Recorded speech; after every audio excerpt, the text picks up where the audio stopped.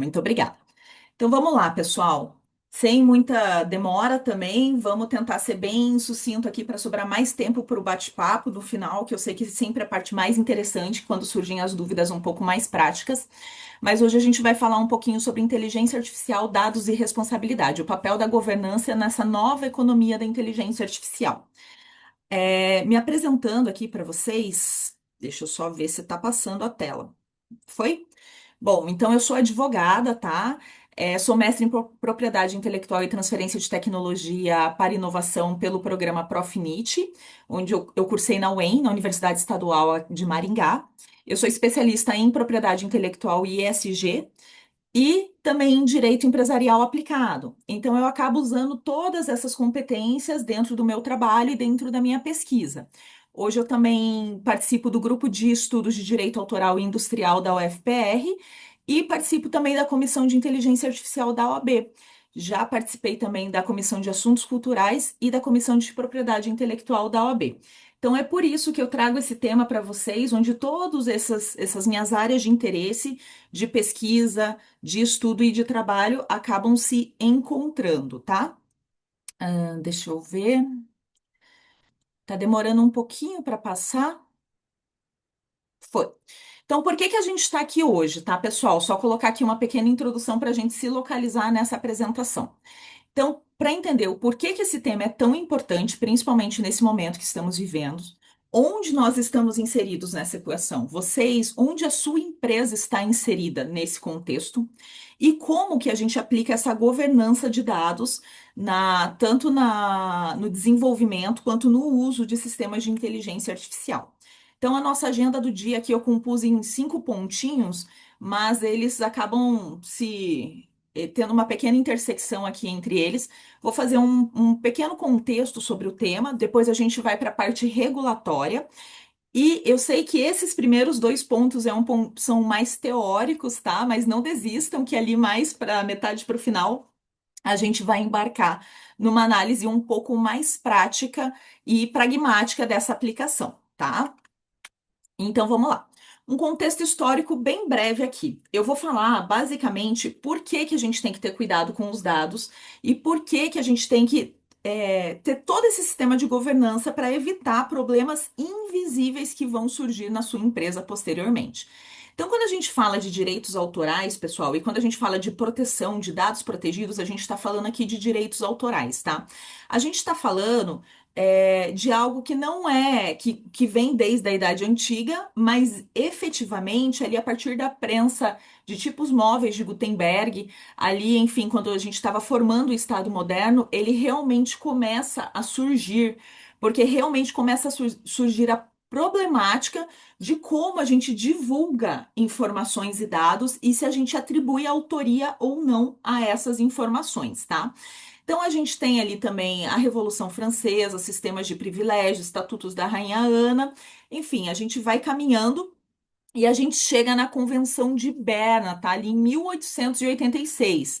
E daí a gente adere no Brasil à Convenção de Berna em 1975, a gente tem nossa Constituição Federal de 88, e ali no ano de 94, 96, 98, as legislações relacionadas à propriedade intelectual começam a tomar corpo aqui no Brasil.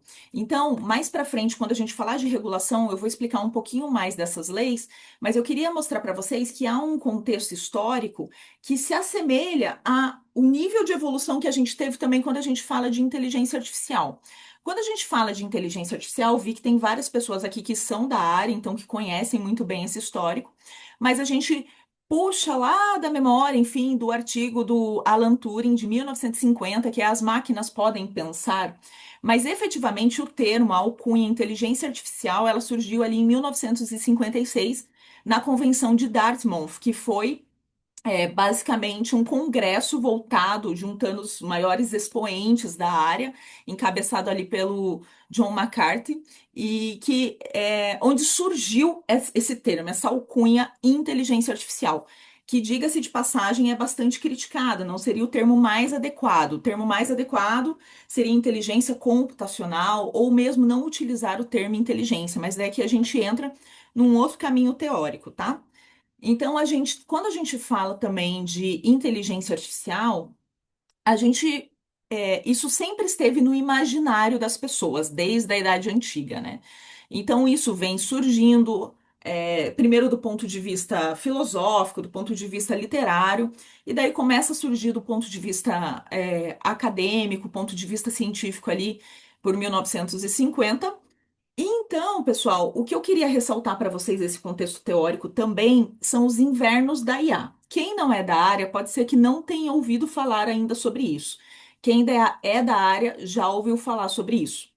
Então, quando a IA ela surge, ela tem picos e os invernos. Ela tem picos e invernos.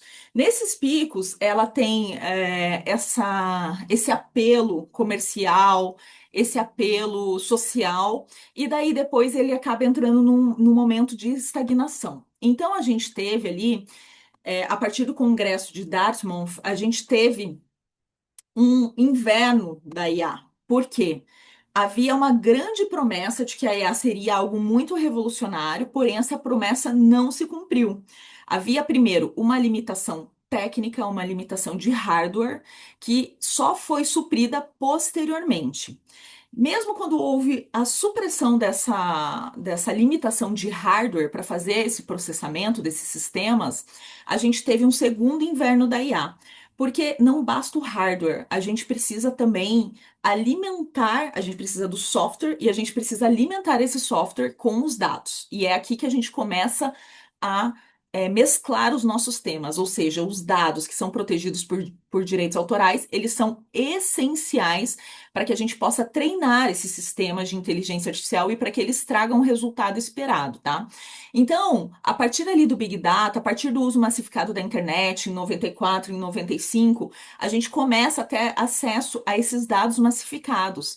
E a gente começa, então, conseguir aprofundar essas camadas. E então começa a caminhar porque a gente entende hoje como sistema de inteligência artificial já no modelo generativo, o modelo que se popularizou em 2022, e aqui a gente tem uma grande diferença também do que acontecia antes, porque agora em 2022, com esses modelos generativos, houve uma grande popularização do seu uso, justamente porque o usuário, a pessoa comum que não tem nenhum conhecimento sobre o tema, consegue acessar e fazer o uso tranquilamente desses sistemas através de linguagem humana. Eu trouxe aqui, pessoal, uma citação do Silvio Meira que é de 2024. Só para fazer um contexto para vocês, eu comecei a estudar direitos autorais e inteligência artificial em 2020. É, eu tinha todo um projeto para dissertação do meu mestrado e ele estava já se encaminhando bastante para o final, quando a gente teve então essa massificação do uso de sistemas de inteligência artificial em 2022, e daí o meu projeto já era natimorto, né? Ele já nasceu ultrapassado. E eu tive que reformular ele em 2023 para apresentar em 2024. E em 2024, a gente tem essa citação aqui do Silvio Meira, que ele fala que estamos na era da pedra lascada da IA, mas o futuro chega em 800 dias, tá? E por que que eu trouxe essa citação de 2024? Porque a gente já tem alguns autores falando que provavelmente a gente entre agora em um novo declínio, ou seja, é difícil afirmar com categoria, mas a gente está entrando numa nova fase de declínio, num novo inverno da inteligência artificial, porque agora a gente chegou num limite no qual o investimento é alto, o retorno não é tão significativo, as promessas de resultados eram maiores do que os que foram alcançados, e que agora a gente depende, por exemplo, de mais uma evolução tecnológica, de mais acesso a computadores, criação e acesso a computadores quânticos, para que a gente possa dar um próximo passo no uso de sistemas de inteligência artificial. Então, essa menção aqui do Silvio Meira, de 2024, é só para a gente refletir efetivamente se novamente houve um grande hype, uma grande expectativa sobre a inteligência artificial e se isso se concretizou ou não, ou se realmente a gente está entrando numa nova fase de declínio, quem sabe num novo inverno. E esse contexto histórico que eu trouxe para vocês é justamente para fazer essa comparação. Quando a gente fala da história do direito autoral, a gente está falando de 1.500 anos sem nenhum tipo de regulamentação sobre esse tema. Mas após surgirem as primeiras normas, em 200 anos a gente chega num tratado internacional, o que denota uma evolução acelerada da matéria. Quando a gente fala de inteligência artificial, a gente está falando de algo também muito parecido. A gente está falando de uma evolução lenta que engatinhou e que a partir do Big Data as coisas surgiram de forma muito mais rápida. Mas a gente não pode desconsiderar essa questão realmente de em que momento a gente está e se a gente consegue dar o próximo passo dentro da expectativa que a gente tem de evolução dos sistemas de inteligência artificial ou se a gente entra numa nova fase de estagnação, tá? E por que que esse tema, então, é tão importante? O que se dizia ontem sobre esse tema? Os líderes empresariais que ficarem esperando para ver se esse negócio de IA vai dar certo, daqui 3 anos não vão mais conseguir entender o cenário competitivo. Vai ser tudo rápido demais. É isso que se dizia há 2 anos atrás. Hoje, praticamente todas as empresas estão usando, aplicando inteligência artificial em seus processos, contudo, de forma muito simplificada, e agora começam a aparecer alguns problemas invisíveis. Então, a gente está falando aí de uma corrida que aconteceu, foi realmente, olha, todo mundo precisa usar a inteligência artificial, todo mundo precisa implantar na sua empresa, precisa implantar nos seus processos, etc. Também desconsiderando algumas questões sobre custos de implantação e manutenção desses sistemas, mas afora isso, do ponto de vista jurídico, que é esse ponto de vista que eu venho trazer para vocês, muito foi feito sem que houvesse efetivamente até mesmo um conhecimento adequado ou as cautelas devidas, tá? Eu advogo bastante para a empresa e eu sei que eu costumo dizer bastante para os meus clientes, assim, eu sei que a fama é que se tem um advogado na mesa, o negócio não sai. Para ser empresário, para empreender, para ter um negócio, você precisa ter realmente uma característica mais arrojada, você precisa ter um certo apetite para risco. Mas é importante a gente conseguir mensurar o nível de risco que a gente está correndo a cada decisão que a gente toma dentro de uma empresa. Então, é mais ou menos esse, por exemplo, o papel que eu tenho quando eu estou fazendo uma consultoria jurídica. Eu não estou dizendo para você não arriscar, mas eu estou dizendo que o risco é esse e você faz a medição se vale a pena assumi-lo ou não. E quando a gente está falando aqui de implantação de sistemas de inteligência artificial, até mesmo a própria implantação da LGPD alguns anos atrás, aconteceu algo semelhante, a gente tem que verificar efetivamente custo, risco, benefício, etc. Mas, enfim. Esse tema é tão importante e amanhã, o que que se espera? Após uma corrida desenfreada de implantação imediata, a sua empresa hoje sabe exatamente de onde vêm os dados usados no treinamento de sistemas de inteligência artificial que vocês utilizam, que vocês desenvolvem, daí depende da característica de cada empresa, e qual impacto isso pode gerar para a sua empresa hoje e no futuro próximo? Então, essa é a contextualização do tema. Vamos começar agora a falar um pouquinho sobre o que a gente tem de regulamentação, tá, pessoal? A gente não tem uma regulamentação fechada, a gente tem incontáveis projetos de leis, a gente tem algumas leis regionais já aprovadas, mas para a gente o que importa efetivamente é o projeto de lei 2338 de 2023, que é o projeto de lei mais amplo, mais completo a nível nacional e que ele abarca questões, todas as questões efetivamente que são relevantes, especialmente aqui para a gente, no que diz respeito à governança, tá? Vou falar especificamente em governança de uso de dados, mas também nos impactos de como isso impacta a forma sancionatória do Estado ver como as empresas estão utilizando e desenvolvendo esses sistemas. Então, começando aqui, falei para vocês que a gente ia voltar um pouquinho nesse contexto legislativo, tentando ser o menos teórica possível, tá? Então, a gente tem aqui o grande grupo de propriedade intelectual, no qual a gente divide ali entre direitos autorais, propriedade industrial e proteção sui generis, tá? Dentro dos direitos autorais, que é o que nos interessa nesse momento, a gente tem a lei de direito autoral e a lei de software, tá? Uma coisa aqui que a gente vai ver no próximo slide é como isso se divide, mas basicamente a lei de direito autoral, ela nos dá definições de autoria, titularidade e obra, ela me diz o que que é cada coisa. E a lei de software, diferente da lei de direitos autorais, apesar de aplicar a lei de direitos autorais sobre os softwares também, principalmente no que ela é omissa, a gente não fala de autoria na lei de software, a gente fala apenas de titularidade, tá? E por que que isso implica aqui pra gente? A gente tem dois momentos, quando a gente está falando de sistema de inteligência artificial, que o uso dos dados trazem implicações jurídicas, tá? Hoje a gente vai tratar mais especificamente no momento da entrada desses dados, ou seja, no input desses dados. A gente usa a base de dados para alimentar sistemas de inteligência artificial, a gente usa esses dados para treinar esses sistemas, tá? E daí, após o treinamento, então, esses sistemas, eles geram outros dados, que daí é o que está na saída, que é o produto ou a obra gerada por inteligência artificial. O criativo aqui foi, como eu posso dizer, foi bondade a gente manter ali o criativa, porque hoje a gente já tem um entendimento um pouco mais consolidado de que uma obra gerada por inteligência artificial não é revestida de criatividade e originalidade, tá, pessoal? Mas então a gente tem esses dois momentos em que os dados, eles são importantes quando a gente está falando de sistema de inteligência artificial.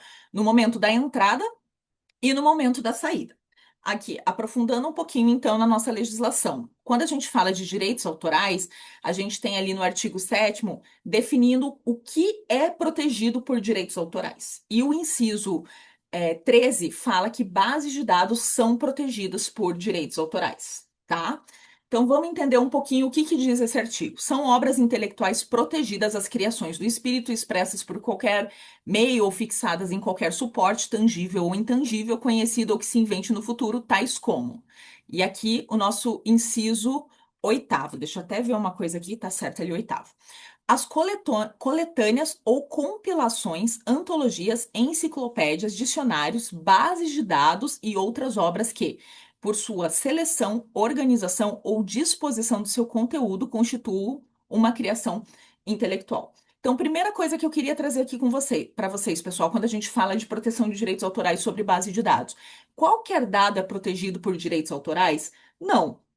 Inclusive, para que você tenha uma proteção por direitos autorais sobre qualquer obra, ela precisa estar revestida de um critério de criatividade e originalidade, tá? Por isso que eu mencionei ali a questão da criatividade no slide anterior. Então, não basta, por exemplo, eu pegar uma folha de papel e desenhar um homenzinho aqui, um esqueletinho, um homem palitinho. Isso vai ser protegido por direitos autorais como uma obra artística? Não, pessoal, não tem a menor, não é revestido por criatividade, por originalidade, não tem qualquer característica que faça com que isso seja protegida por direitos autorais. A base de dados segue a mesma lógica. A base de dados, para ela ser protegida, ela tem que ter seleção, organização e disposição de conteúdo que tornem ela única, criativa e original. Ou seja, a gente está falando de uma base de dados que foi selecionada e organizada e que se apresenta no mundo como algo diferenciado. E aqui, inclusive, para quem é desenvolvedor, a seleção de base de dados no momento do treinamento de sistemas de inteligência artificial pode se caracterizar como uma base de dados que é protegida por direito autoral. Então, a gente está falando aqui de seleção, organização, disposição de uma obra que apresente originalidade, criatividade e que se mostre como algo relevante dentro de um contexto, tá? E aqui ele menciona também que os programas de computador são objetos de legislação específica, observadas as disposições de direitos autorais. E aí, pessoal, no artigo 29, na Lei de Direito Autoral, consta que depende de autorização prévia e expressa do autor a utilização de obra por quaisquer modalidades, tais como inclusão de base de dados, o armazenamento em computador, microfilmagem e as demais formas de arquivamento no gênero. Eu quero chamar a atenção para vocês que a gente está falando aqui de legislações ali de 98, tá? E daí, por isso, até que o texto da lei aqui é um pouco curioso no caput, quando ele fala assim, por qualquer suporte tangível ou intangível conhecido ou que se invente no futuro. Porque o suporte, ele pode ser ao há muitos anos atrás, a gente não tinha um suporte digital, a gente tinha apenas suportes analógicos. Então, há anos atrás, filmes, sons, etc., você tinha que colocar num suporte analógico, fita de vídeo, fita. é, de áudio. Hoje a gente tem suportes digitais e a gente pode ser que no futuro tenha outros suportes. Então, quando a gente está falando aqui da inclusão de base de dados em computador, microfilmagem e demais formas, é porque pode ser em qualquer forma. E quando a gente usa aqui no sistema, no treinamento de sistemas de inteligência artificial, é, uma forma de armazenamento e de utilização desses dados, tá? Agora, falando, aqui a gente está falando da legislação que já existe, né? Da legislação de direitos autorais e de software. Mas vamos falar um pouquinho sobre o nosso projeto de lei e o que que ele traz para a gente e como ele conversa com a legislação que já existe. Esse projeto de lei, pessoal, é um projeto de lei que foi reformulado em 2023. A gente tem o primeiro grande projeto de lei, grande entre aspas, primeiro projeto sobre inteligência artificial lá de 2020, datado de 2020, mas era um projeto de lei bastante principiológico, baseado em 10 artigos, tá? E daí, a partir então, a gente começou os estudos, começou a estratégia brasileira de inteligência artificial. Como eu disse para vocês, eu comecei a pesquisar justamente em 2020, foi quando esse tema começou a vir à tona, né? E daí, em 2022, a gente tem então a formação da comissão de juristas responsáveis para a elaboração de texto do projeto de lei, que é o que a gente tem hoje. Então a gente pegou, na verdade, e fez o que é preciso fazer toda vez que você tem um texto, um código, um texto que é um paradigma muito significativo e que vai impactar diretamente a evolução e o andamento de um contexto social, que acompanha uma mudança, né, de um contexto social. O direito é uma ciência social, mas é uma ciência reativa. Ele reage a novidades, ou seja, primeiro surge o problema social. Depois o direito vem e estuda esse fenômeno social e apenas então ele vem e regulamenta esse fenômeno social. Surgiu então em 2023 então esse projeto originalmente com 45 artigos. Hoje a gente tem o projeto já aprovado no Senado Federal, é um projeto de 80 artigos e ele segue tramitando na Câmara dos Deputados, tá, pessoal? É um processo demorado, mas infelizmente é o sistema que a gente tem. Também quando a gente fala de direito, sempre, e aqui de um tema muito polêmico, sempre tem muitos grupos sociais que estão envolvidos, há muita discussão, há muito lobby, então realmente não é uma coisa tão simples assim da gente aprovar. Vou falar muito rapidamente do projeto de lei aqui para chegar na governança, tá? Então, para quem nunca viu o projeto de lei, como que ele é dividido?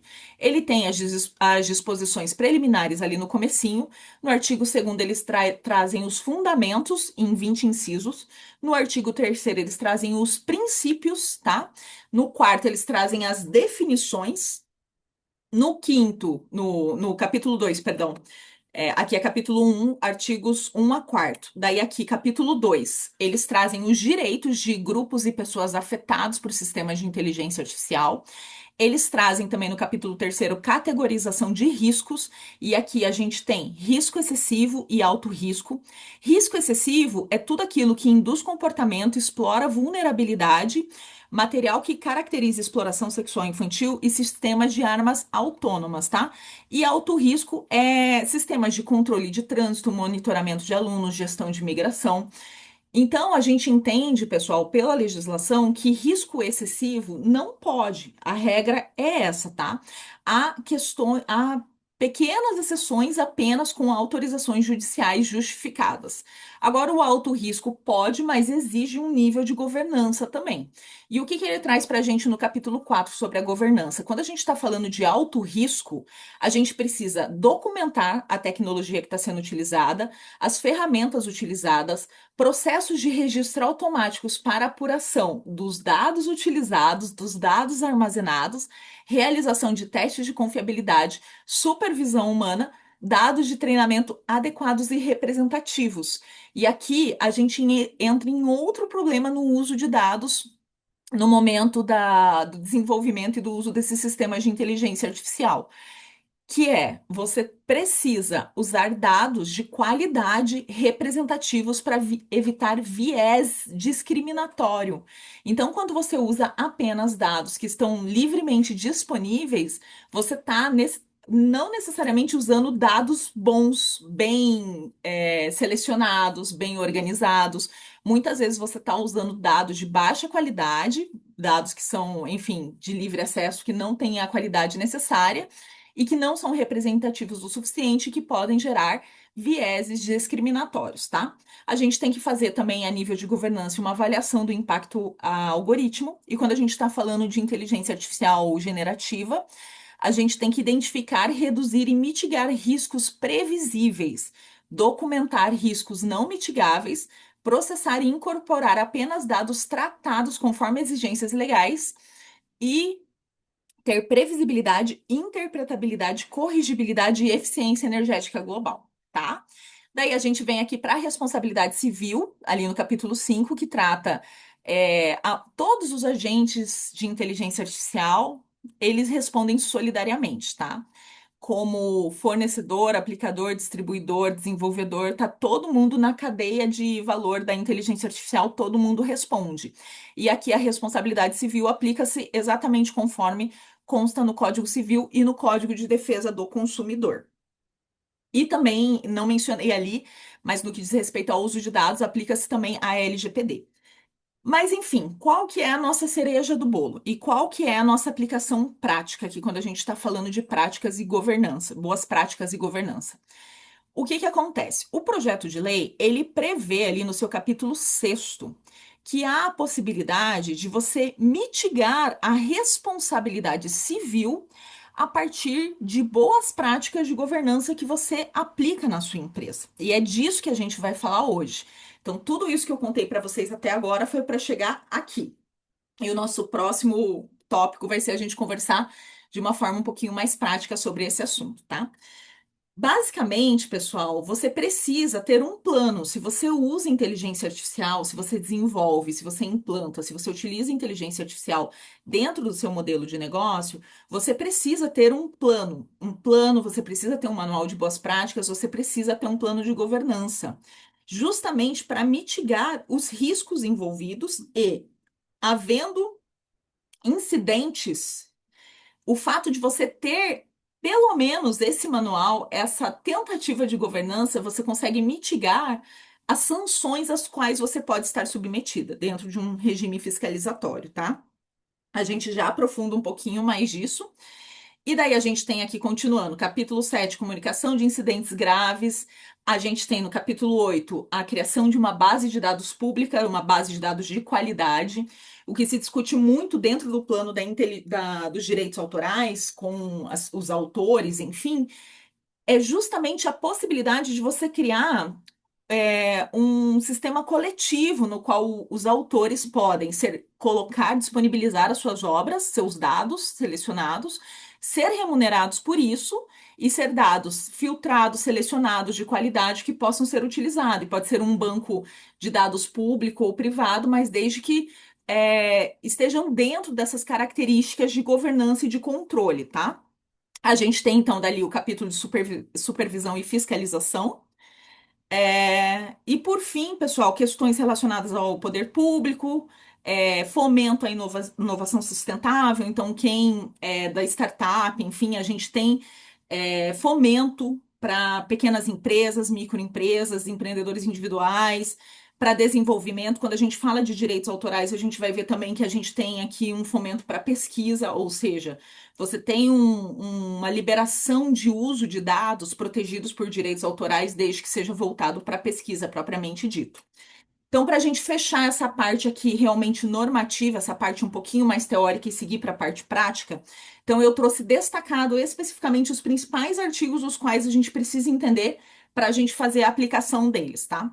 Então, a gente tem ali no artigo 40, os agentes de IA poderão individualmente ou por meio de associações formular códigos de boas práticas e de governança que estabeleçam as condições de organização, o regime de funcionamento, os procedimentos, inclusive sobre reclamações de pessoas afetadas, normas de segurança, os padrões técnicos, obrigações específicas para cada contexto setorial de implementação, ações educativas e os mecanismos internos de supervisão e mitigação de riscos.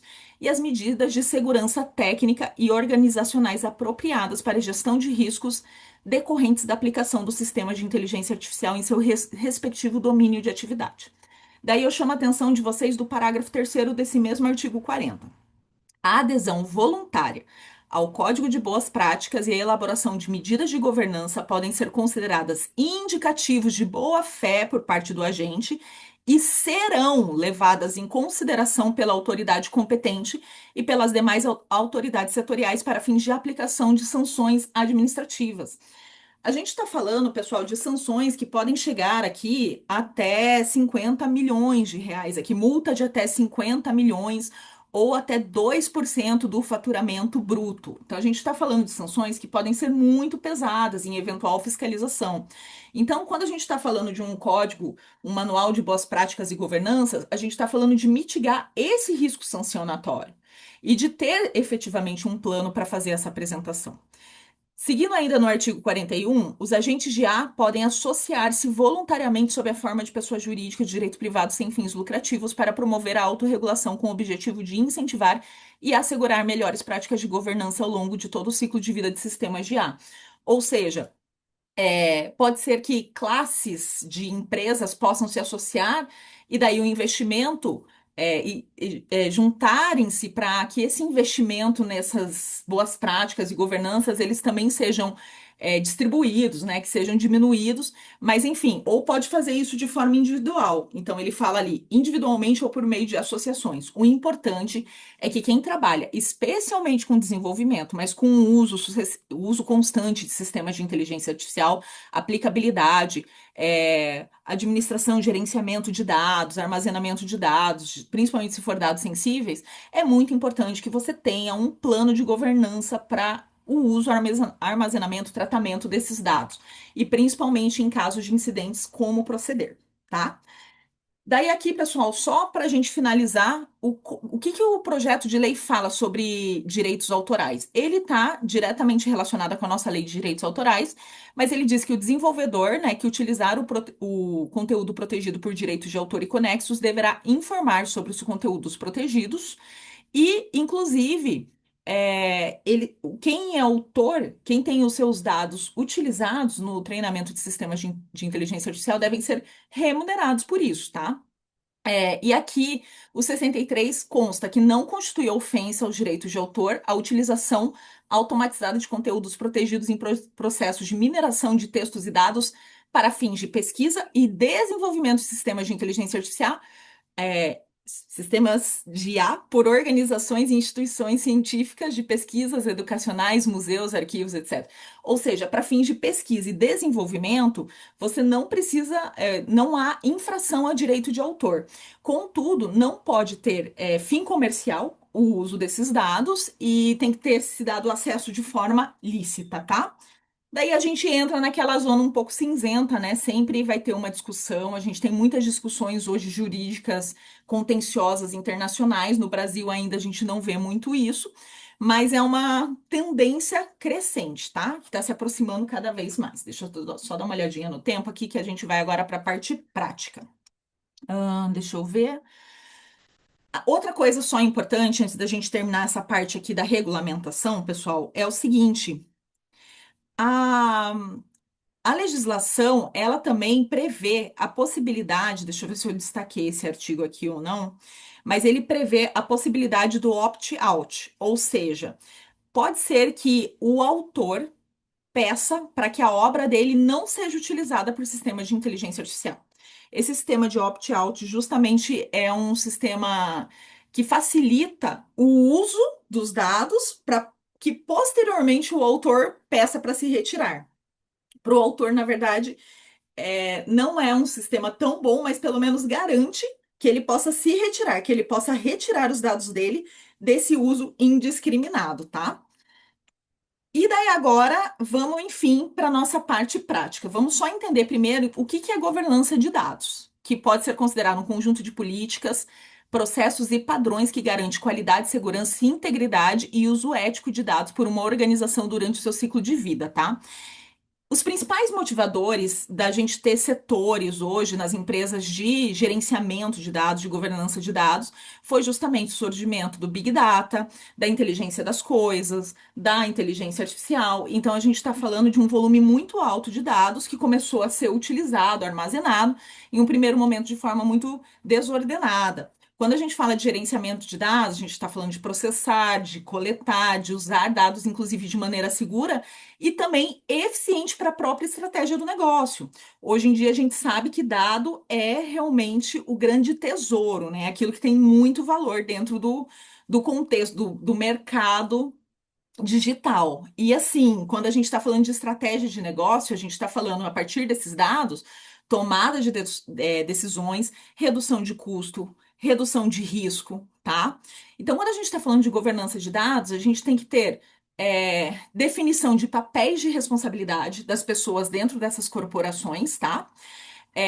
Tem que estabelecer normas e fluxos para como é feita essa coleta, armazenamento, uso e descarte seguro desses dados, tecnologias, software, ferramentas que se suportam a segurança e controle desses dados. Feito essa observação, a gente tem que entender onde que a sua empresa está inserida neste momento, nesse contexto.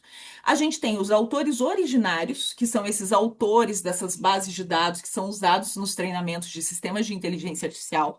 Essas bases de dados é tudo aquilo que é protegido quando a gente está falando de base de dados protegida, tá, pessoal? A gente tem dados que não são protegidos. Lembrando que o critério para a gente ter a proteção por direitos autorais de base de dados é ter uma característica de criatividade, originalidade e isso para qualquer coisa, seja é, texto, seja áudio, seja vídeo, seja o que for. Mas quando a gente está falando de base de dados especificamente, a gente está falando da forma de seleção e a organização desses dados de uma forma diferenciada.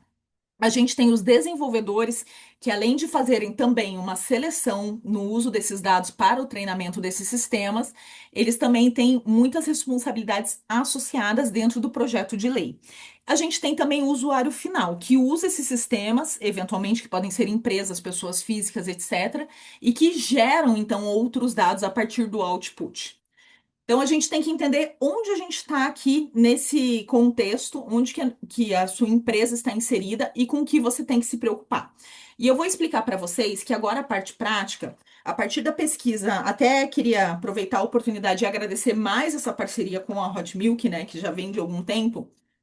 Então, com a minha pesquisa no mestrado, o produto que eu criei foi justamente um e-book pensando no Centro Integrado de Soluções de Inteligência Artificial, que é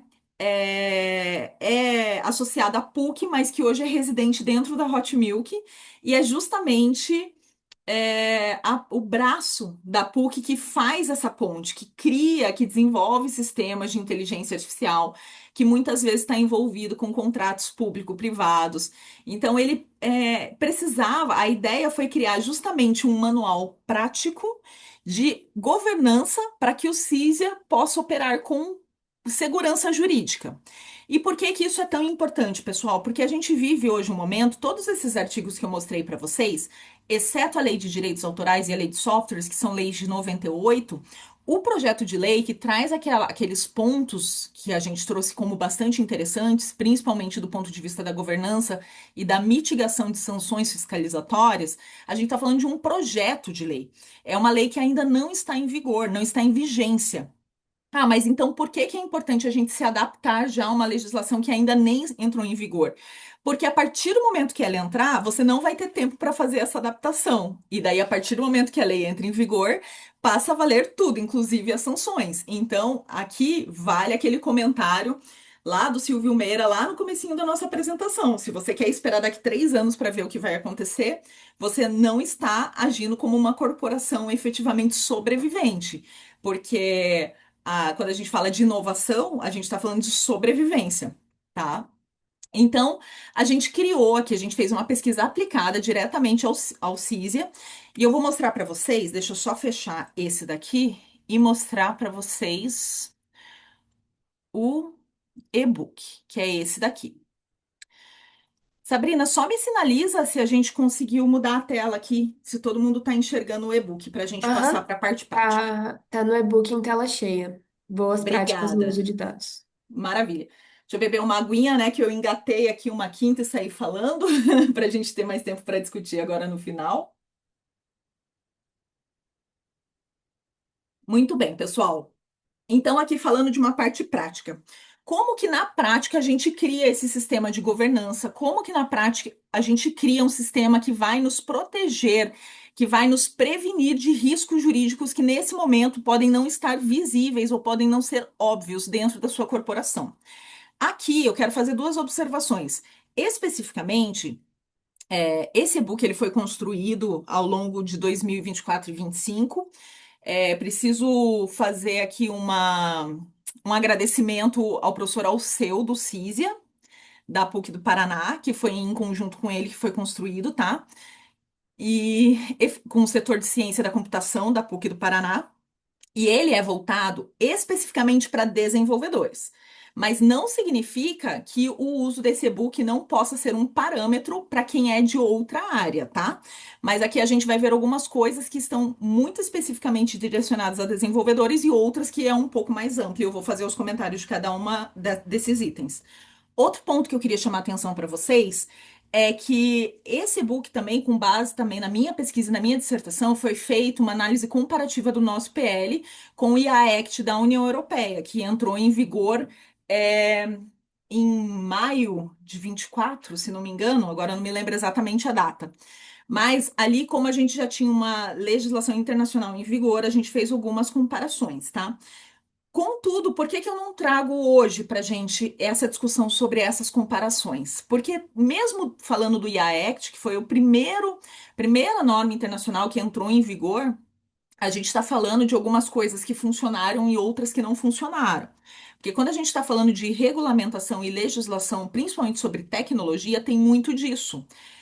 Muitas vezes, na teoria, no papel, aquela norma, ela aceita bem. Agora, quando a gente vai aplicar ela na prática, nem sempre ela funciona de forma adequada. E mais que isso, quando a gente está falando de normas e legislação voltada para a tecnologia, a gente sequer pode fazer normas muito específicas, porque senão elas se tornam obsoletas de forma muito rápido. Então, além de tudo, elas têm que ter um sentido um pouco mais amplo para que a gente possa fazer as adaptações com a evolução que acontece de forma muito rápida e sucessiva quando a gente está falando de, de tecnologia, tá? Do setor da tecnologia. Então, aqui é uma apresentação do e-book, tá? Daí aqui a gente fala basicamente o porquê que ele foi criado, que é todo esse contexto que eu já dei para vocês, que é para já, preventivamente, antes mesmo que entre em vigor o PL 2338, para que você já tenha um manual de governança. Então, assim, quando a gente está falando aqui da Hot Milk e do Cisia, esse produto é um produto diretamente criado para eles, então eles têm aqui um manual de governança. Eles têm aqui já um manual de boas práticas. Então, eles já estão aqui enquadrados, por exemplo, naquela hipótese de mitigação, inclusive sancionatória, em caso de fiscalização, em caso de risco. Então, a gente já tem aqui um manual de boas práticas e governanças, tá? Então, vamos lá. Desenvolvimento. O que que a gente traz aqui? Desenvolvimento responsável de IA, dados protegidos por direitos autorais, uma análise comparativa com a diretiva europeia e um guia prático para os desenvolvedores. Essa primeira parte aqui eu vou passar direto, porque eu já falei para vocês durante a apresentação. E daí aqui a gente começa a tratar do que importa para a gente. O que que a gente precisa ter? Isso aqui é um resumo de tudo que está no nosso projeto de lei, que eu falei muito rapidinho ali para vocês no PowerPoint, mas o que que a gente precisa ter quando a gente fala de governança? A gente precisa ter explicabilidade, transparência e rastreabilidade. É o que a gente chama aqui de tripé de boas práticas, tá? Então, quanto mais complexo um modelo de sistema de inteligência artificial, mais desafiador é explicar o seu funcionamento. Ele tem uma zona cinzenta interna. Mas a gente precisa trazer essa explicabilidade. O que que é isso? Eu coloquei um input aqui. Vou usar como exemplo o ChatGPT, que é o que mais popularizou em 2022, enfim, que as pessoas mais usam, mais têm acesso. mas pode pensar em qualquer sistema de inteligência artificial de linguagem, qualquer um. Você incluiu aqui um prompt, você usou aqui uma informação. A partir do treinamento desse sistema de inteligência artificial, com os dados que já foram incorporados no treinamento dele, ele vai processar esse seu prompt com os dados de entrada dele e ele vai gerar ali na saída uma outra informação, certo? O que que a gente precisa com a explicabilidade? A gente precisa entender o seguinte: como que a gente chegou nesse resultado? Como a gente chegou nesse output?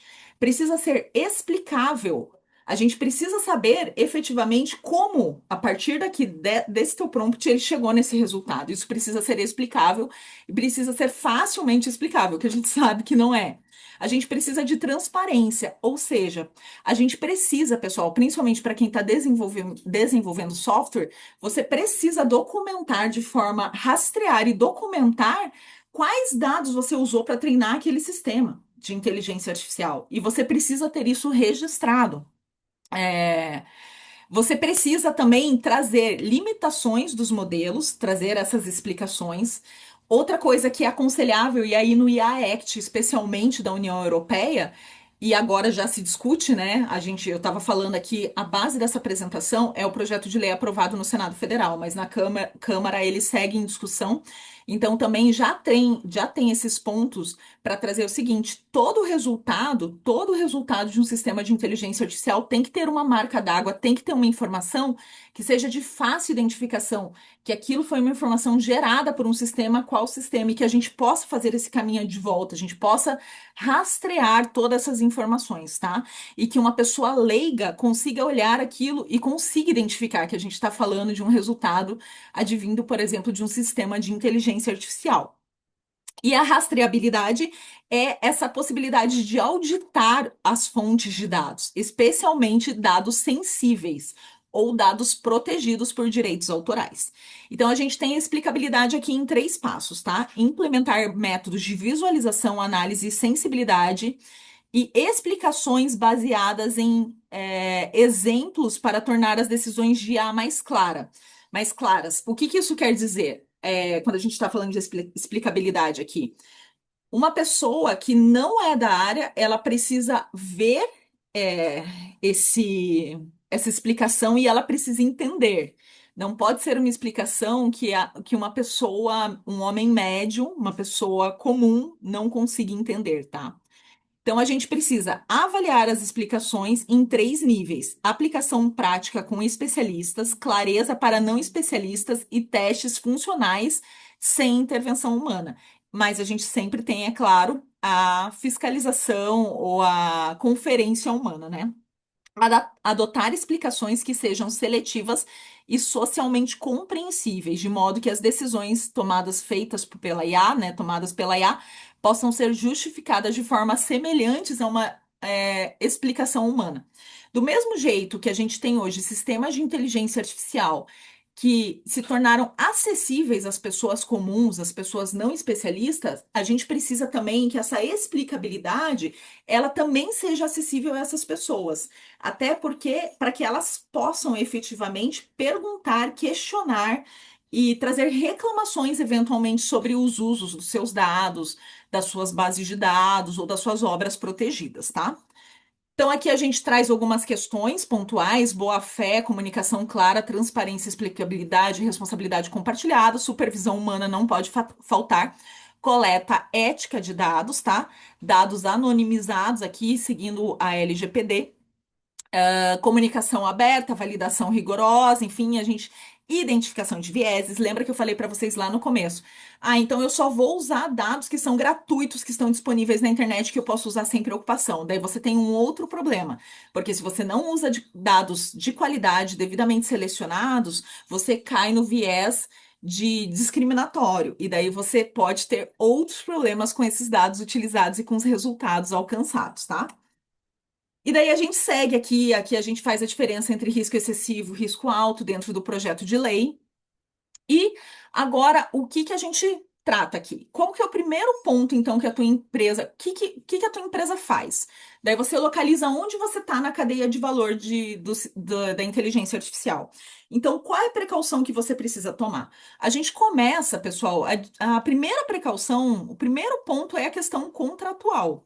E aqui, efetivamente, a gente trouxe diferenças para desenvolvedores autônomos, empregados e para empresas de startup, porque aqui a gente tem cada um dentro de uma característica, né? Mas, de qualquer forma, todas as empresas, independente de onde você esteja enquadrado, independente qual seja a sua situação, deixa eu ver, eu tentei mudar aqui minha tela, daí não sei se eu fiz alguma coisa errada, Sabrina. Tá tudo certo aqui? Tá aparecendo ainda a tela? Tá tudo certinho? Eu tentei aqui mexer minha tela de Assim, lugar, daí não sei o Ah, que que sim, aconteceu. Caterine. Então, daí aqui, gente, a gente começa sempre com um bom contrato. E eu já vou explicar para vocês por que que esse contrato ele é tão importante assim.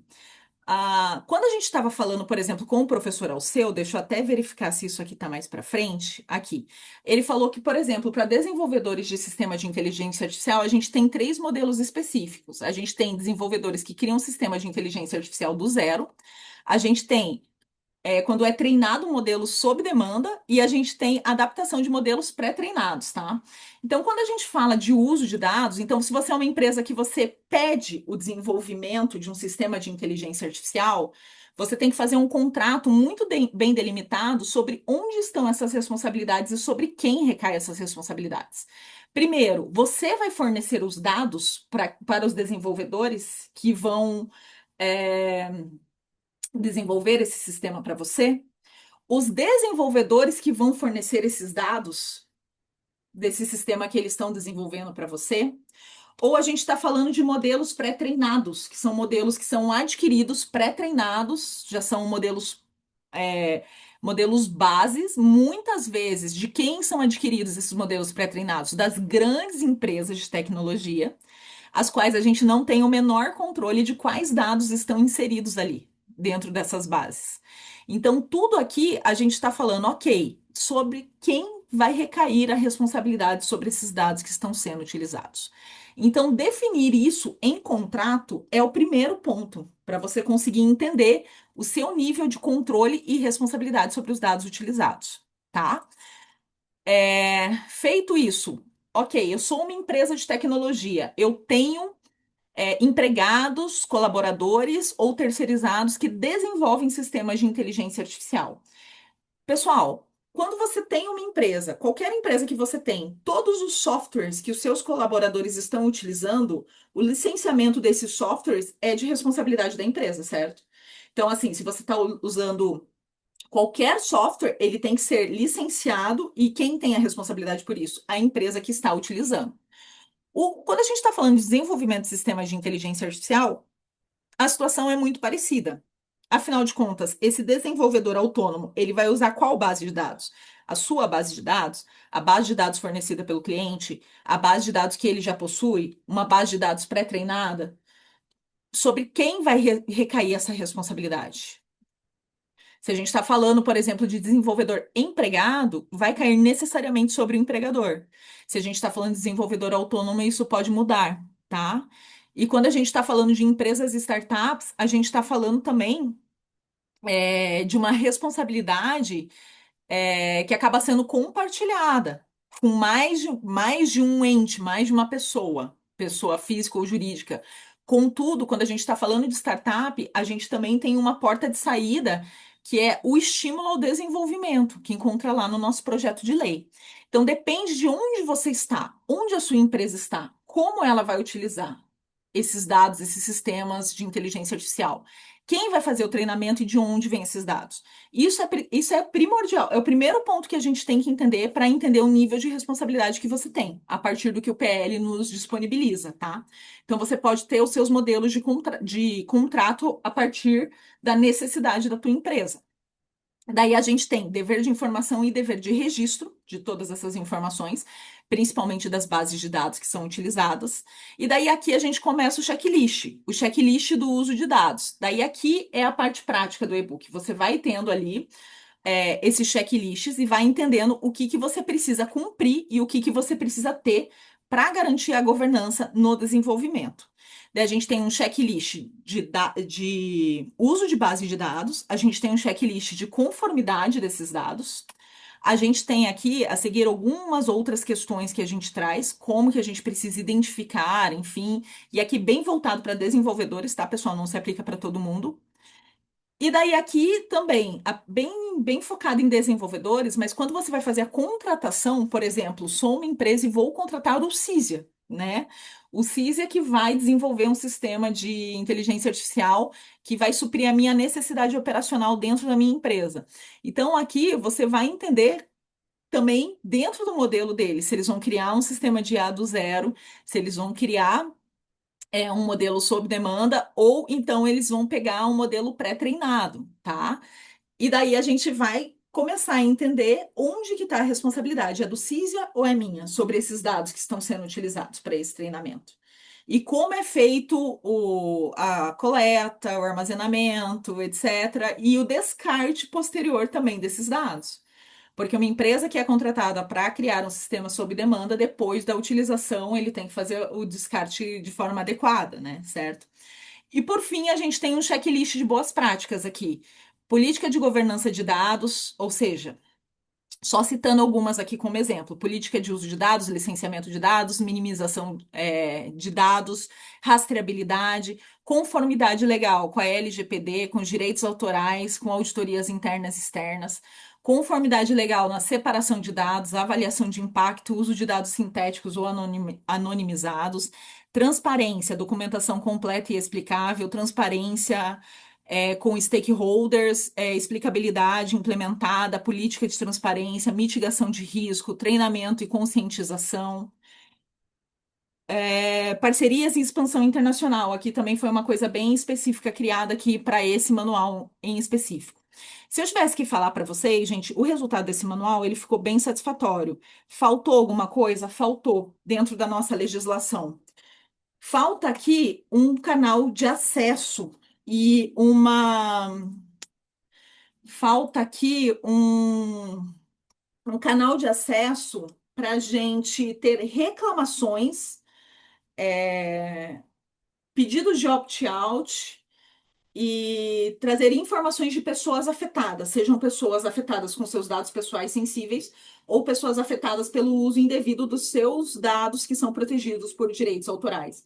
Então, o que falta aqui apenas dentro desse manual que a gente tem de governança, e é isso que a gente aconselha, como então a gente faz a governança numa empresa? A gente começa uma boa estrutura, primeiro entendendo a necessidade, né, de uma empresa, a gente precisa entender qual é a necessidade dela na implementação de sistemas de inteligência artificial, compreendendo essa necessidade. Então, da onde vêm esses dados, quem vai fornecer, se é a gente que fornece, se é a gente que armazena, quais dados vão ser utilizados nos treinamentos desses sistemas de inteligência artificial, quem vai realizar, quem vai criar esses sistemas, quem vai treinar esses sistemas, entender a responsabilidade de cada parte sobre esses dados, entender se eles estão licenciados, e a partir do momento de sua implementação, como eles são tratados, armazenados e efetivamente descartados, em conformidade com a LGPD, mas aqui tratando especificamente de responsabilidade civil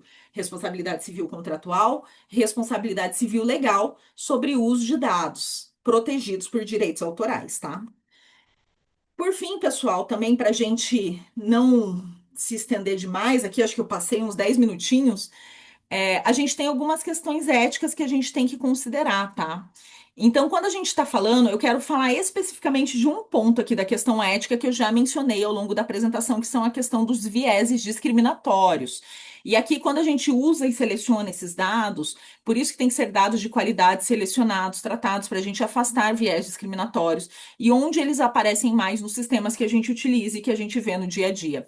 Concessão de crédito, contratação, seleção de vaga de trabalho. Eu sei que isso já virou meme, né? Mas todo mundo fala que ninguém suporta mais passar por um processo seletivo por inteligência artificial no LinkedIn, enfim, nas empresas de seleção, para seleção para bolsas de estudos. E especialmente aqui, quando a gente fala de justiça, a gente tem grandes questões e hoje não pode, né, ser utilizado o sistema de inteligência artificial na tomada de decisão, principalmente endereçado para a justiça criminal, tá?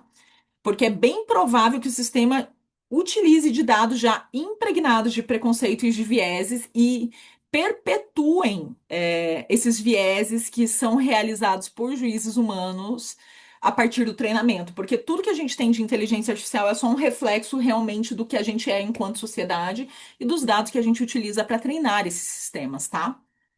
E a gente tem que pensar que, muito embora haja essa questão de, ok, a gente está entrando numa outra fase de estagnação da inteligência artificial, quem nós seremos em 10 anos? Eu mencionei aqui o professor Alceu, que ele fala sempre aqui, eu falei o professor Alceu da PUC do Paraná, da Ciência da Computação, e que me ajudou, colaborou aqui na elaboração desse e-book, e ele sempre fala assim que todo mundo tem medo da Matrix, todo mundo tem medo da inteligência artificial, etc.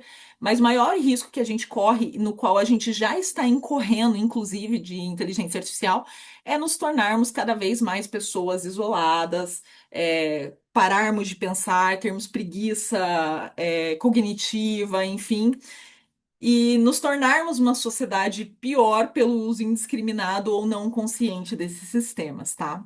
Deixa eu ver se acabou. É isso.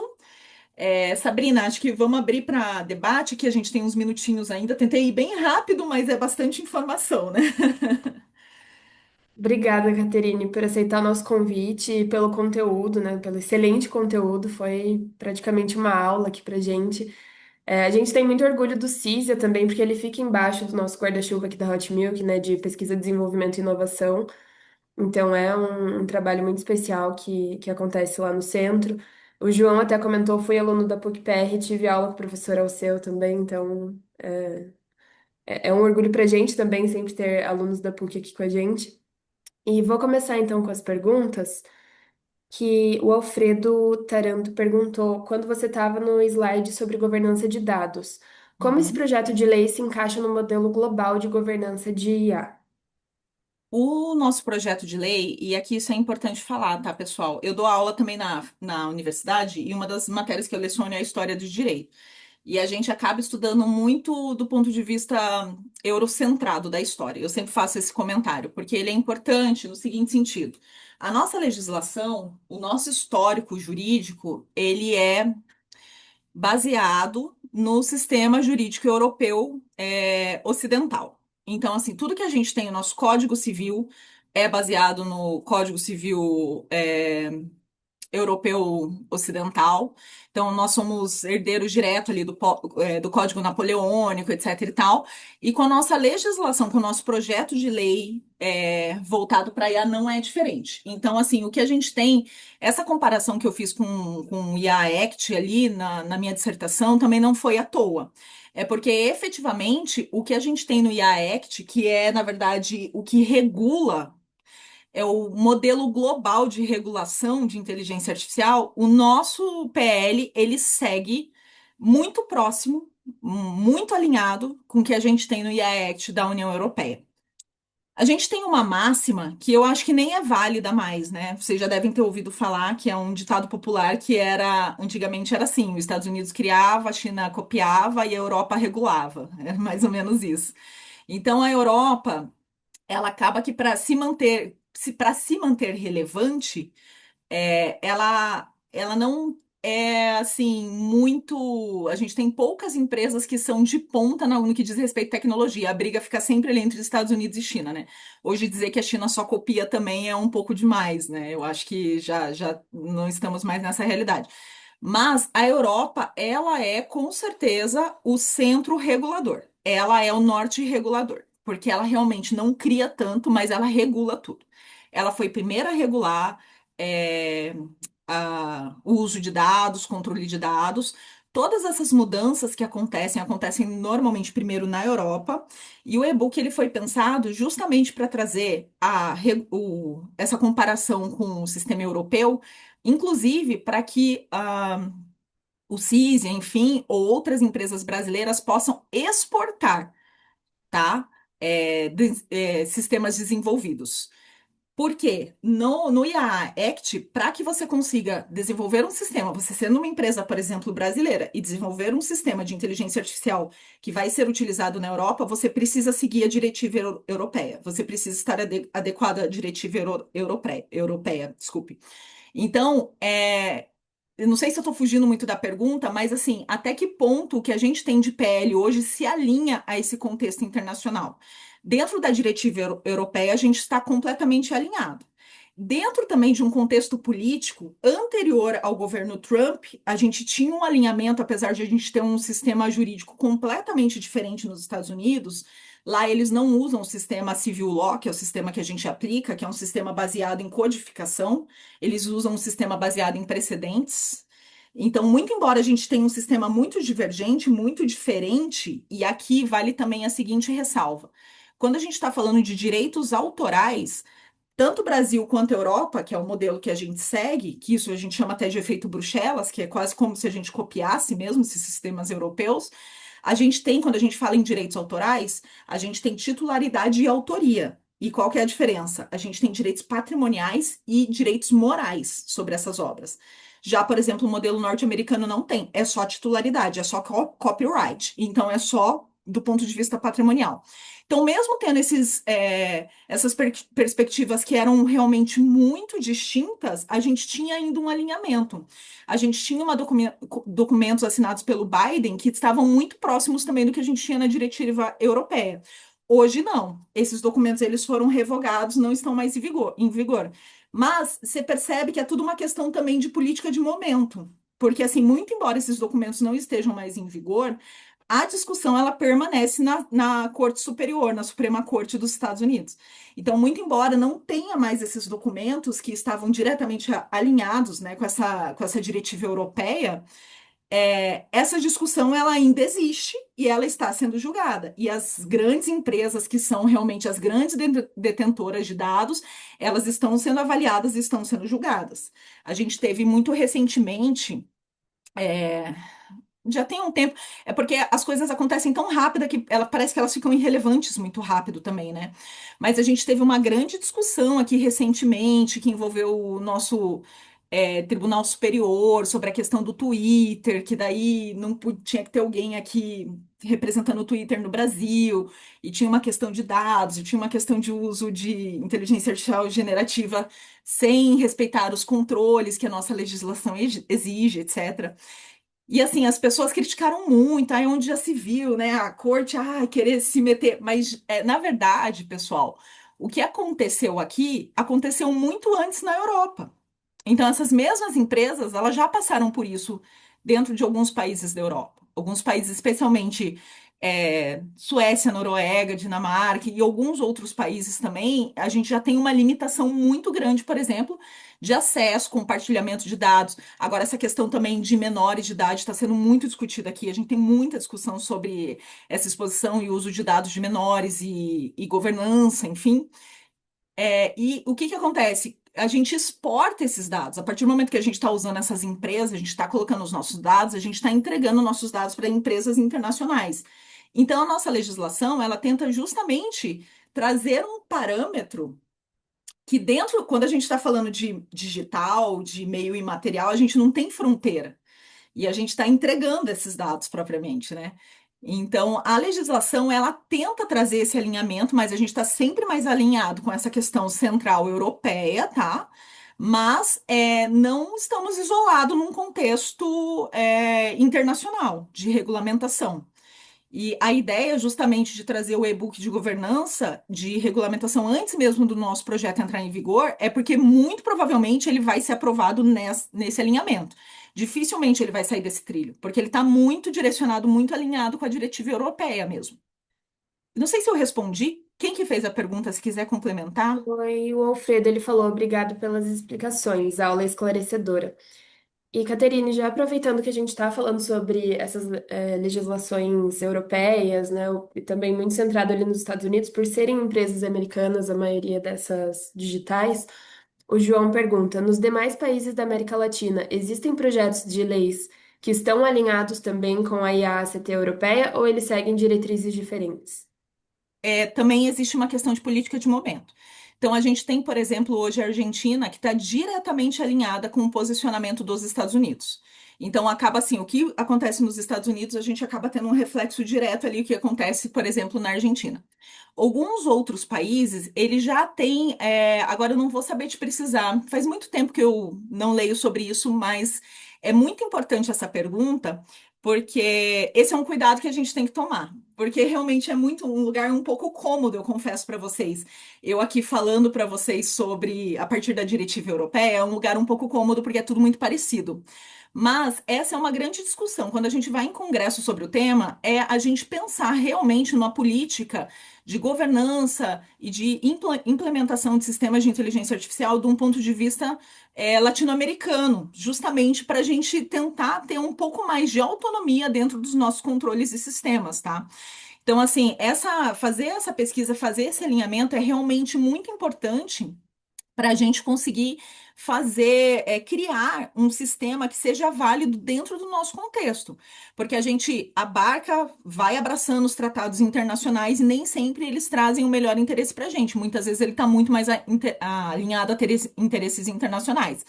Mas, por exemplo, eu consigo te dizer isso sobre a Argentina, porque justamente quando a gente foi participar, eu e minha orientadora, num congresso que era em Buenos Aires, e a gente tentou fazer a pesquisa alinhada para ver se realmente na Argentina estava seguindo o mesmo modelo, e lá não, era um modelo bem diferente, que daí segue o modelo do copyright, que é o modelo, por exemplo, norte-americano, que é um modelo bastante diferenciado. Mas, gente, no fim das contas, o que que acontece? Muito embora a gente tenha esses modelos jurídicos que são modelos completamente diferentes, que é o Civil Law, baseado em codificação, e o Common Law, que é baseado em precedentes. E daí, quando a gente fala de direito de autor, a gente está falando aqui de direito patrimonial e moral. E quando a gente está falando de copyright, a gente está falando apenas de direito patrimonial, isso tem uma tratativa muito diferente. Apesar disso, os dilemas que envolvem os usos de dados eles acabam sendo um pouco universais. Eu diria até que é um pouco filosófico, porque a gente acaba caindo em questões éticas dos usos desses dados. Muito embora fique muito mais claro e muito mais evidente quando a gente está falando do mau uso do ponto de vista patrimonial, a gente também, quando entra em questões, por exemplo, de tratamento de dados sensíveis, quando a gente está falando de pessoas que são vulneráveis e que são afetadas, e o que que é a legislação europeia, o que que é a legislação brasileira, o que que é a legislação, salvo engano, os projetos que tem no Chile também, e até mesmo o que que a própria corte americana, qual é o sentido, o que que se fala sobre isso? Que a inteligência artificial, ela tem que existir, eu vou até ler aqui um trechinho que está bem ali nas disposições iniciais do nosso projeto de lei, que o sistema de inteligência artificial tem o objetivo de proteger direitos fundamentais, estimular a inovação responsável, estimular a competitividade, garantir a implementação de sistemas seguros e confiáveis em benefício da pessoa humana, do regime democrático, do desenvolvimento social, científico, tecnológico e econômico.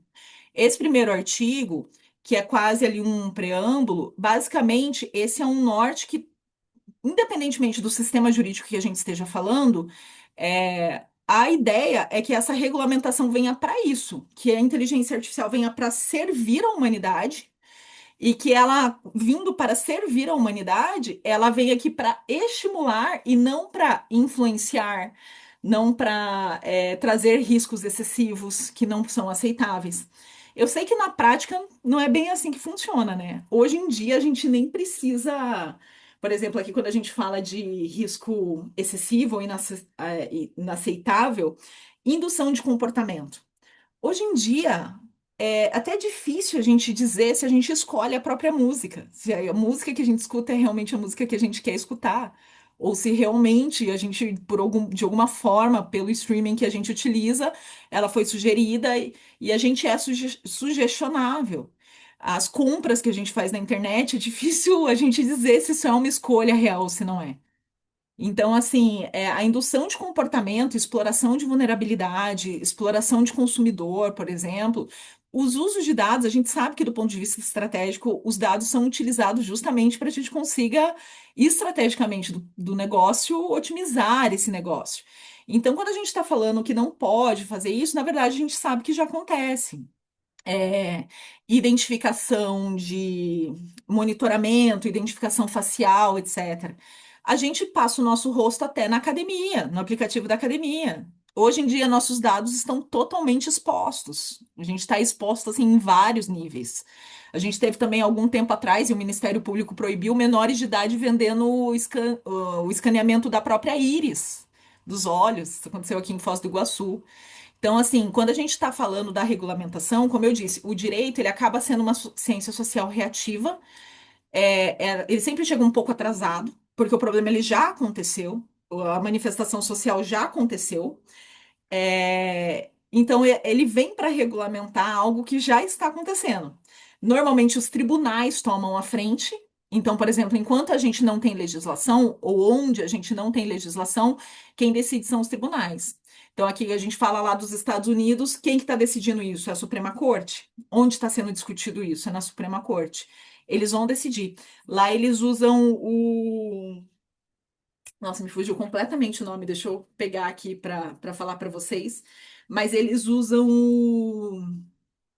um sistema para entender se esses usos estão sendo justos, se tem o uso justo desse dado ou não.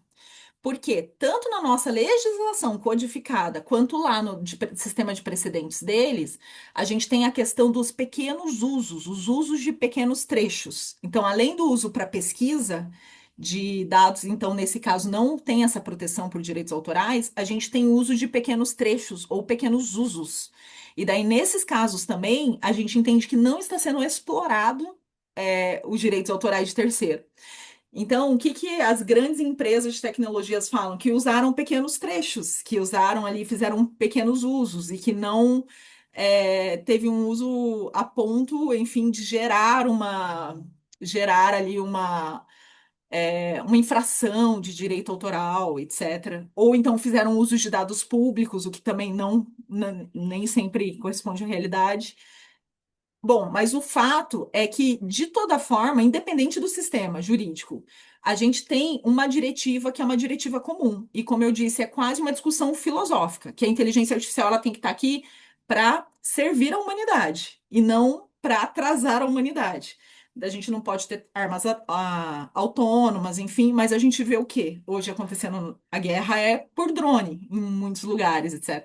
Então, a gente sabe que é um pouco contraditório. Aqui a gente está falando de regulamentação. Outro problema que o próprio professor Alceu levantou na minha banca. Tá, daí a gente usa esses modelos pré-treinados. Os modelos pré-treinados a gente adquire dessas grandes empresas. A gente não tem controle nenhum sobre os dados que estão ali dentro. A gente compra um modelo, né, adquire um modelo pré-treinado de uma empresa norte-americana e daí dá problema aqui no uso de dados no Brasil. A empresa que usou para o treinamento aqui no Brasil vai responder? Vai responder. Porque ele responde conforme o Código Civil, conforme o Código de Defesa do Consumidor. A cadeia inteira responde. Então, quem está aqui mais próximo responde. Então, como que a gente se protege? A gente só consegue se proteger se a gente tem uma legislação realmente forte que proteja as empresas. Porque não tem como a gente imaginar a possibilidade de uma empresa pequena discutir, por exemplo, judicialmente com uma grande empresa de tecnologia internacional. É muito desproporcional. E por isso que a discussão acaba sendo país com essas grandes empresas. É realmente uma questão nação contra a empresa. É uma questão da Suprema Corte, é nação contra a empresa, porque não tem como uma empresa, mesmo que seja imensa, discutir com uma grande empresa de tecnologia, que a gente está falando hoje das maiores, que são maiores que muitos estados, inclusive, que muitos países, né? Enfim, então realmente fica muito desproporcional. O Wesley pergunta: minha impressão é que a lei foca apenas no motor da IA, os modelos de LLM, mas na prática as IAs são apenas a tradução da linguagem, por isso generativas. Minha dúvida é: o quanto a lei foca no sistema e plataformas e não apenas nos modelos? É uma boa pergunta. Aliás, é uma ótima pergunta, inclusive. Dá para escrever um artigo, eu acho, sobre isso. A legislação, ela tem uma limitação técnica, espacial, temporal. Deixa eu só colocar aqui para eu não perder. A gente tem uma limitação e realmente ela acaba. do mesmo jeito que eu falei assim, quando você pega um modelo pré-treinado, quando você importa um modelo pré-treinado, pouco importa quem criou esse modelo, de quem você adquiriu, se é um modelo internacional ou se não é. Se gerar algum problema aqui em território nacional, você vai responder por ele. A legislação é um pouco isso. Ela tenta trazer a responsabilidade para toda a cadeia de valor da inteligência artificial, mas para todo mundo que participe em algum momento dessa cadeia. Mas, na verdade, ela vai buscar trazer aqui a garantia para quem está na ponta final. E ela vai ver quem ela alcança mais fácil. É quase que quem você alcança primeiro, onde você alcança primeiro. Isso, eu entendo que esse é um ponto de grande discussão. Deixa eu até achar essa pergunta aqui. Quem que perguntou? Foi o Wesley. Wesley. Então, assim, Wesley, se você, não sei se você acompanha quando tem as discussões, agora no Senado eu acompanhei mais de perto. Eu assisti às audiências públicas, elas são transmitidas via YouTube. É, na Câmara agora eu não tenho acompanhado tão de perto assim, né? Quando eu estava escrevendo a minha dissertação, eu assistia todas. Mas esse é um ponto que é trazido, inclusive, pelas pessoas do setor de tecnologia. A legislação, ela tenta gerar um equilíbrio também para não impedir o desenvolvimento, para não impedir que essa pesquisa avance de alguma maneira, mas ela precisa chegar no lugar assim onde ela consegue alcançar de forma onde ela consegue trazer um resultado útil para o usuário final ou para a pessoa afetada, seja pelos dados pessoais, seja pelos dados protegidos por direitos autorais, enfim. Então, assim, eu entendo que ela foca na plataforma, porque na verdade é quem ela vai enxergar. É aquela coisa, às vezes atira no que vê, acerta no que não vê, no que não vê, ou vice-versa, mas eu entendo que tem uma limitação na legislação. E mesmo assim, nem sempre você consegue aplicar. Então, é realmente muito complexo e tem muitas camadas. Mas eu entendo o que você quer dizer, eu não tenho uma resposta, né, assim, perfeita que eu consiga te dar, mas sim, a gente tem essa limitação. Esse foi um ponto que foi trazido várias vezes nas audiências públicas que a gente teve em discussões no Senado Federal. Não sei se é uma discussão que persiste ainda na Câmara, que eu não tenho acompanhado. Mas efetivamente a legislação ela vai aonde ela alcança e a finalidade dela acaba que é trazer a segurança para esse usuário final, sabe? Então, a partir dali, ela também entende que então as plataformas dali para trás têm que ter também um sistema de controle e possam repassar essa responsabilidade de alguma maneira.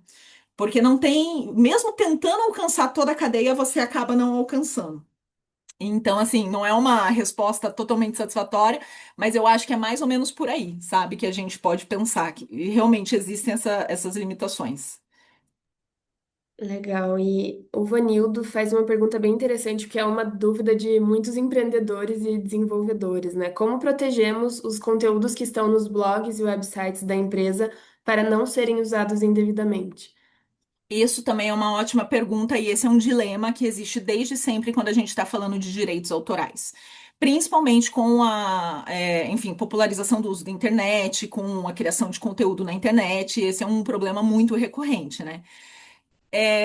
O sistema de direitos autorais, a gente costuma dizer que não é um sistema justo, é um sistema injusto. Porque quando você tem direito autoral sobre qualquer conteúdo ou qualquer item criativo que você desenvolva, o seu direito, ele tem o que a gente chama de efeito erga omnes, que é efeito contra todo mundo, efeito perante toda a sociedade. Mas, para você fazer valer o seu direito, você, além de tudo, é o ente fiscalizador. Então, assim, não é o fato de você ter o registro, ou de você ter a autoria, ou de você ter a titularidade, ele te garante, ele te garante que você impeça que os outros usem indevidamente a tua obra. Então, assim, ele te dá o direito de impedir que os outros usem a sua obra. Ele não garante automaticamente que não vão usar indevidamente a sua obra. Então, é quase um trabalho em dobro. Você tem o direito autoral, você tem a titularidade, você tem a autoria sobre alguma obra, uma base de dados, seja lá o que for, você tem a patente sobre determinado item, E esse direito que você tem de propriedade intelectual, ele te dá o direito de impedir que terceiros usem indevidamente ou sem a remuneração devida. Então, o trabalho recai sobre o autor de fiscalização, controle e notificação.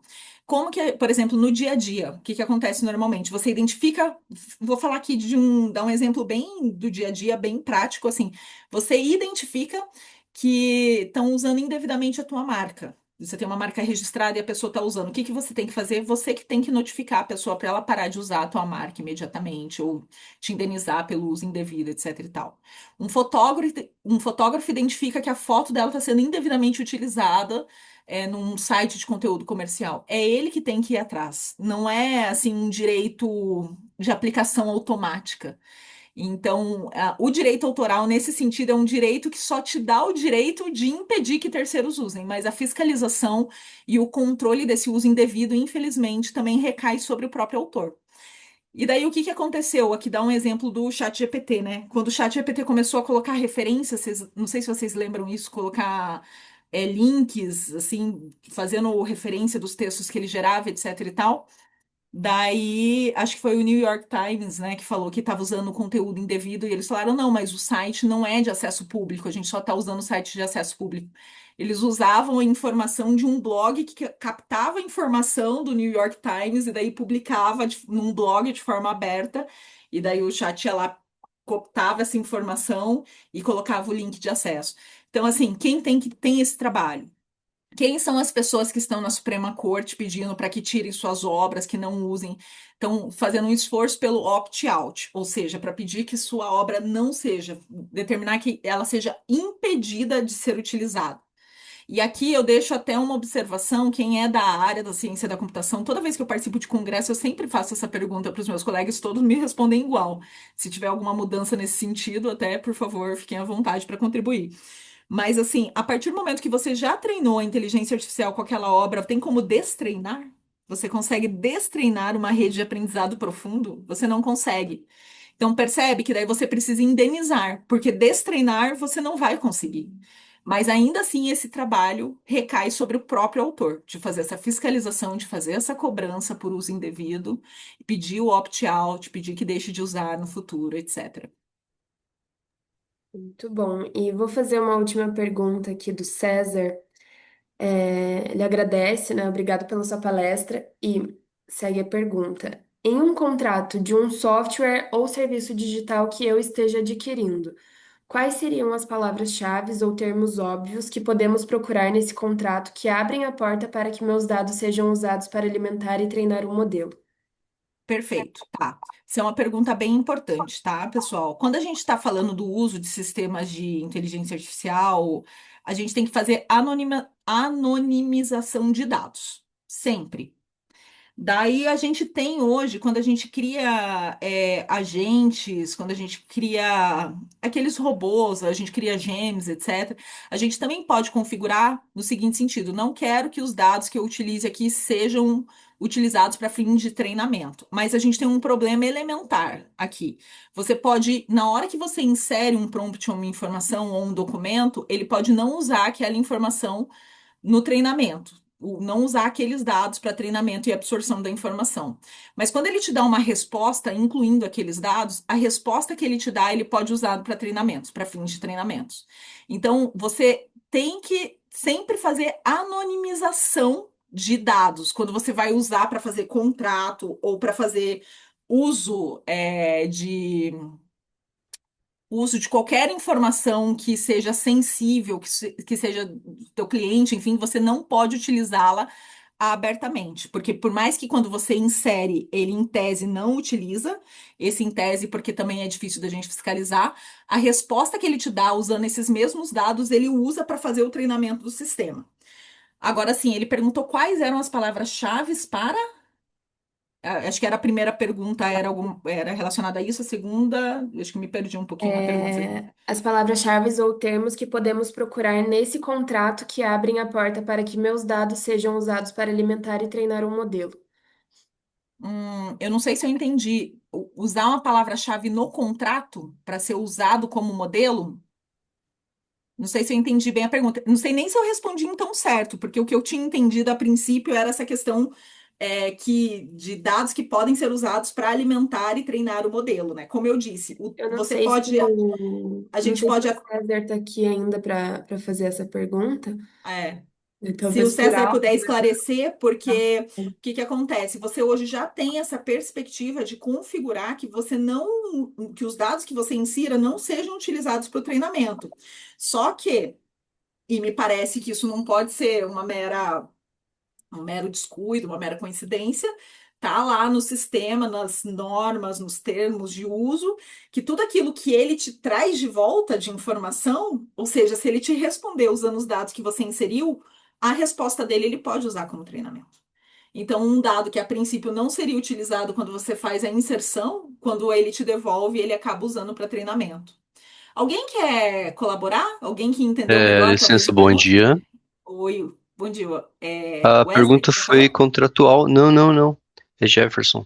Mas eu entendi a pergunta. A pergunta é assim no termo do contrato. Você está lendo o contrato, você vai assinar digitalmente ou fisicamente, e ali basicamente você quer inspecionar se algo está dizendo que vai usar os seus dados para treinamento de IA. Ah, Essa é perfeito, a tá, pergunta. entendi. Na verdade, pessoal, hoje em dia, todos os usos eles têm que ser autorizados. Todos os sites que você entra, todos os contratos que você assina, todos os termos, eles vão pedir essa autorização.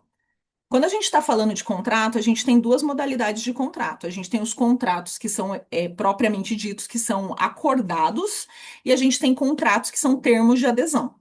São esses contratos que são os termos de adesão, são os quais você não tem opção de alterar cláusulas ou alterar dados, tá?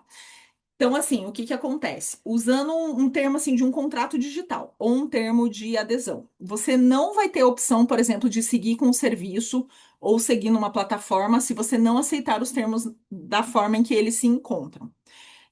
A gente tem, por exemplo, quando a gente está falando de streaming, a gente tem autorizações automáticas, né? O uso das informações do que a gente escuta justamente para alimentar os dados e para fazerem sugestões e para identificarem o que está sendo ouvido em cada região, etc. e tal. A gente tem, por exemplo, aqui unindo também o conteúdo que você cria em algumas plataformas digitais que são utilizadas para fins de treinamento, que tem autorizações automáticas. A gente já tem algumas decisões, algumas imposições para que haja o opt-out, ou seja, que você possa, dentro das configurações, marcar que você não quer que os seus dados sejam utilizados para fins de treinamento. Isso, isso que eu estou falando é tudo termo automático, tá? Não é contrato que você lê assim no Word, mas eu já falo sobre essa segunda hipótese. Só que daí a gente continua numa posição de vulnerabilidade contratual.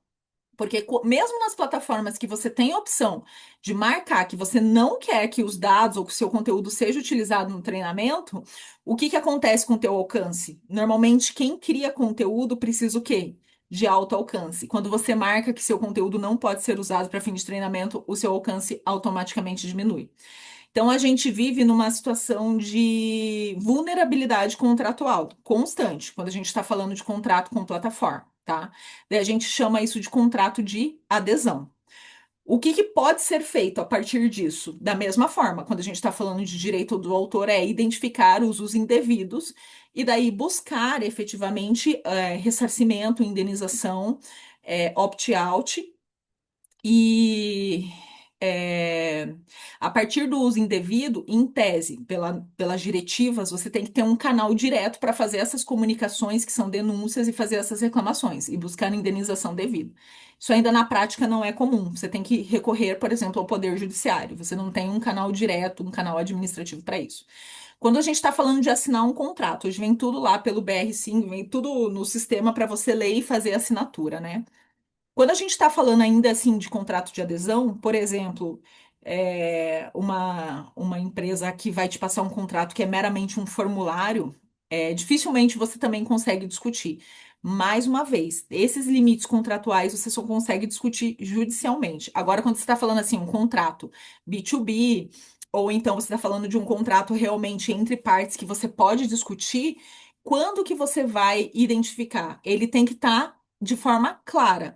eu autorizo o uso desses dados, né? Só que normalmente o que que acontece? Se você for, por exemplo, no laboratório, se você for fazer um contrato médico, um contrato estético, isso acontece bastante também. Contrato de procedimento estético, etc e tal. O que que vai constar? Vai constar uma cláusula de que você autoriza, por exemplo, tua foto, o uso dos teus dados, a tua informação, ainda que seja anonimizada, tá? Mas que não haverá compartilhamento. O mais importante quando a gente está falando do uso de dados é, quando a gente está falando de LGPD, a empresa que está coletando os teus dados, ela tem obrigação, por exemplo, de guarda, de não compartilhamento desses dados, de tratamento desses dados e de exclusão desses dados de maneira segura pela LGPD. Então, assim, todas as empresas no Brasil elas estão sujeitas à LGPD. Agora, o que que pode acontecer no teu contrato? Pode acontecer que você dê uma autorização expressa para ela compartilhar com o seu grupo econômico ou com seus parceiros econômicos. O que que ela está fazendo com os teus dados? Ela está vendendo esses dados. Então, assim, se eu tivesse que te falar quais são as informações importantes, o que que você tem que se atentar num contrato, especialmente quando tem autorização de uso de dados e autorização de compartilhamento entre as empresas do grupo ou entre os parceiros comerciais. Isso aqui você fica dando uma autorização expressa para que essa empresa revenda os teus dados, tá? Então, você fala assim, o que que é o mais importante? Se eu tenho que olhar um contrato para ver realmente se eu estou compartilhando ou não, e aí pode ser para fins de treinamento ou não, independentemente do contrato, é você entender onde você está compartilhando esses dados, os usos efetivos e se vai haver compartilhamento desses dados com outras empresas. Eu acho que esse é o ponto mais importante. Outra coisa que vale dizer, e aqui é só um exemplo de curiosidade mesmo, para a gente entender. A gente tem observado hoje muitas demandas judiciais, porque quando eu falei de estética, o que que acontece hoje, pessoal?